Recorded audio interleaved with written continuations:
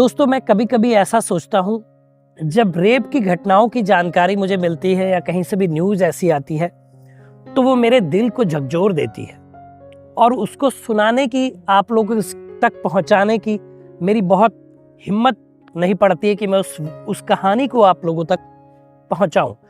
लेकिन अब काम ऐसा है कि पहुँचाना भी बहुत ज़रूरी है। लेकिन कभी आप लोग ऐसा सोचते हैं कि बच्चों के साथ ये जो घटनाएं होती हैं, ये कौन होते हैं जो उनके साथ शोषण करते हैं, कौन उनके साथ ऐसी गंदी हरकतें करता है।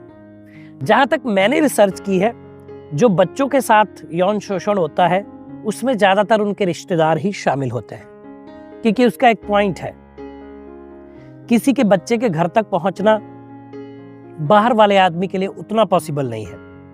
तो आज एक ऐसी कहानी आप लोगों के लिए लाया हूं जो बताऊंगा कि क्या पूरी कहानी है, और उस कहानी ने हमें नहीं बल्कि पूरे देश को ही झकझोर के रख दिया है। एक और निर्भया, बताऊंगा उसकी कहानी। दोस्तों, अपराध कभी छुपता नहीं और अपराधी कभी बचता नहीं। क्राइम डे चैनल पर आपका स्वागत है। मैं हूं युवराज और आशा करता हूं आप लोग स्वस्थ होंगे, मस्त होंगे और अपनी लाइफ को एंजॉय कर रहे होंगे। दोस्तों, कहानी है गुजरात के भरूच डिस्ट्रिक्ट की कहानी है। 10 साल की बच्ची है जिसके साथ रेप हुआ। उसके साथ रेप एक बार नहीं किया गया, 2 बार किया गया।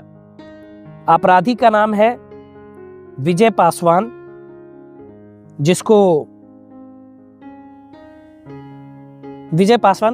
जिसने इस बच्ची के साथ रेप एक बार नहीं किया बल्कि महीने में 2 बार रेप किया। पहली बार बच्ची अपने घर में है और 10 साल की बच्ची है, घर वाले नहीं और ये उनका आस पड़ोस का रहने वाला है। घर पहुंचता है और बच्ची को देखता है कि घर में कोई नहीं है, उसको कमरे में ले जाता है, जबरदस्ती उसके साथ शारीरिक संबंध बनाता है।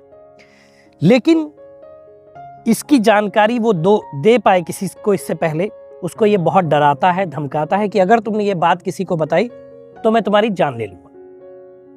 बच्ची डर जाती है। 10 साल की मासूम बच्ची क्या ही कर सकती है। वो डर जाती है और कुछ नहीं बोल पाती। अगले दिन मामला रफा दफा हो जाता है और कुछ टाइम बाद ये फिर से उसके साथ दरिंदगी करता है।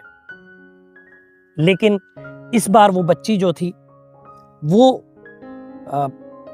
मना करती है, रोकती है और हाथापाई भी करती है। लेकिन ये दरिंदा जो था ये रुका नहीं, उसके साथ इसने दुराचार किया। दुराचार के बाद उसके प्राइवेट पार्ट में इसने लोहे की रॉड डाली।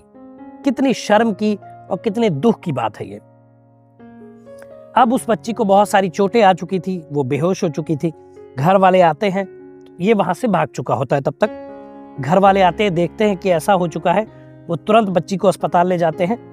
लेकिन ये बड़े दुख की बात है कि वो एक निर्भया जो 8 दिन तक ये जंग लड़ती रही जीवन के लिए, लेकिन कल यानी इसकी 24 दिसंबर 2024 को उसने दम तोड़ दिया।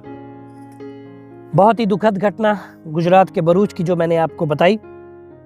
16 दिसंबर 2024 को यह घटना विजय पासवान ने की थी, रेप किया था और उसके साथ दरिंदगी की थी। यानी कि एक रॉड को किसी के प्राइवेट पार्ट में डालना कितना ही दर्दनाक होगा। इससे बहुत सारी इंटरनल ब्लीडिंग हो चुकी थी, बहुत सारा इन्फेक्शन हो चुका था, जिसको डॉक्टर ने मल्टीपल ऑपरेशंस किए लेकिन सक्सेसफुल नहीं रहा। ये बच्ची अब हमारे बीच नहीं है। हम इसकी आत्मा के लिए श्रद्धांजलि देते हैं और बड़ा दुख है हमें ऐसे घिनौने लोगों का, मर्द जात का होना जो ऐसी घिनौनी हरकतों को अंजाम देते हैं। क्या हमारे यहाँ कठिन कानून नहीं बन सकते खाड़ी देशों की तरह कि ऐसे लोगों के हाथ काट दिए जाए या प्राइवेट पार्ट काट दिया जाए? क्यों ऐसे चीजें नहीं हो पाती यहाँ पे? ये सारी बातें पीछे हैं, सवाल पीछे हैं, सवाल खड़े हुए हैं, इनका जवाब देना काफी मुश्किल है। तो दोस्तों, इस मामले में पॉक्सो एक्ट में इस आरोपी को धरा गया, विजय पासवान को। पॉक्सो एक्ट के बारे में बता दूं, the protection of children from sexual abuse, ये इसका वो है, फुल फॉर्म है पॉक्सो की, POCSO, the protection of children from sexual offence. तो दोस्तों 2012 में एक कानून बना था। इस कानून के बारे में थोड़ा सा मैं आपको बताता हूं।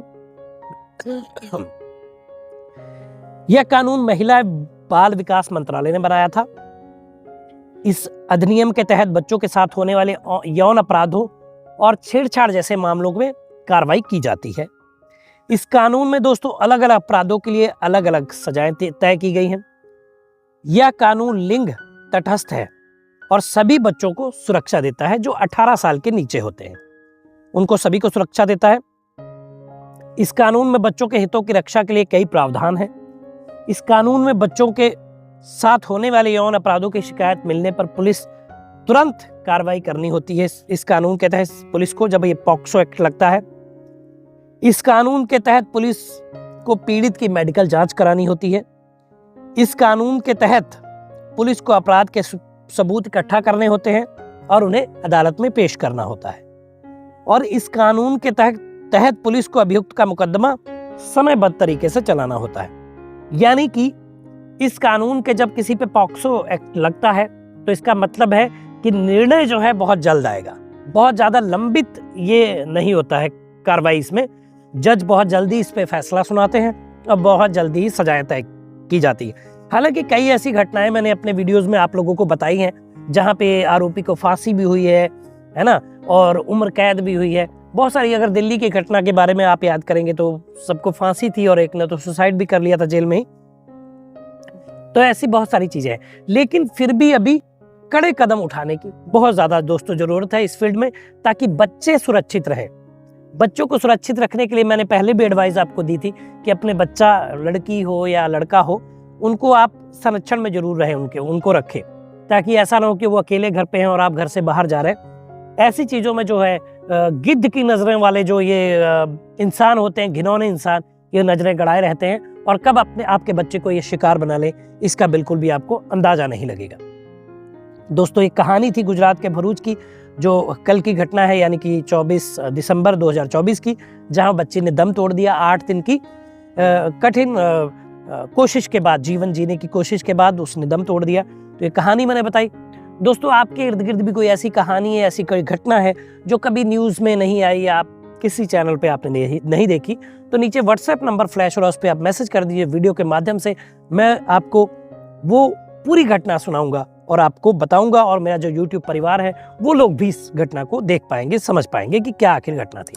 तो दोस्तों ये वीडियो था, बताइएगा वीडियो कैसा लगा, कमेंट करिए, शेयर करिए, चैनल को सब्सक्राइब करिए। मिलेंगे अगली वीडियो में, तब तक मुस्कुराते रहिए, खुश रहिए, क्योंकि जीवन बहुत छोटा है। धन्यवाद।